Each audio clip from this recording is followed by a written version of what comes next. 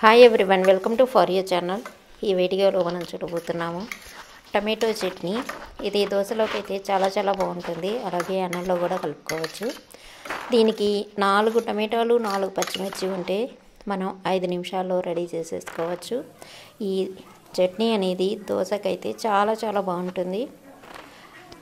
కొంచెం వాటరీగా ఉంటుంది, దానివల్ల దోశకి చాలా బాగుంటుంది.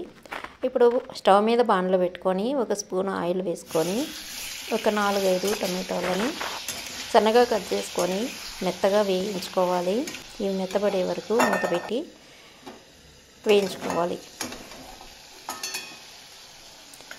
ఇప్పుడు ఒక 5 నిమిషాలు సిమ్లో పెట్టినట్లయితే మనకు టమాటా అనేది త్వరగా మెత్తగా అయిపోతుంది.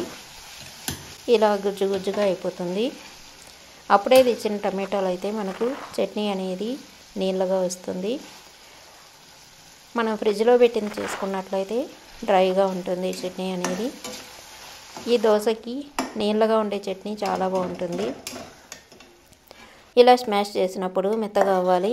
దీన్ని రోట్లో కానీ మిక్సీలో కానీ వేసుకొని మనం 4 పచ్చిమిర్చి వేసుకోవాలి.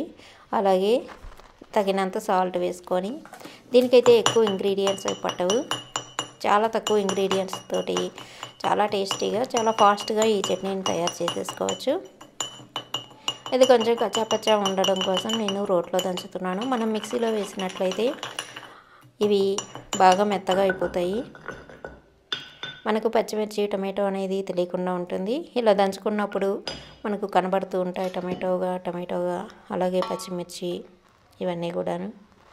అంతే, మనం 2 నిమిషాల్లో దీన్ని దంచేసుకొని దీనికి లైట్గా పోపు పెట్టేసుకున్నట్లయితే మనకు ఏ చట్నీ లేకపోయినా, సాంబార్ లేకపోయినా దోశలోకి చాలా బాగుంటుంది.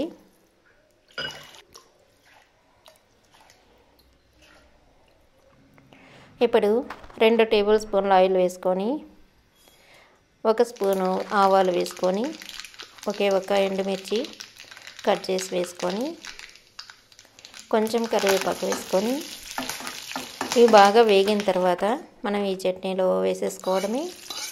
ఈ చట్నీ మా ఊర్లో బండి మీద అమ్మే దోశలకి ఇదే చట్నీ ఇస్తారు. చాలా బాగుంటుంది వాళ్ళ దగ్గర. అది చూసి నేను ఇక్కడ మీకు చూపిస్తున్నాను. ఇది దోశకి, ఇడ్లీకి బండి మీద వాళ్ళు పునుగులు ఇలాంటివి చేసినప్పుడు ఈ చట్నీ వేస్తారు.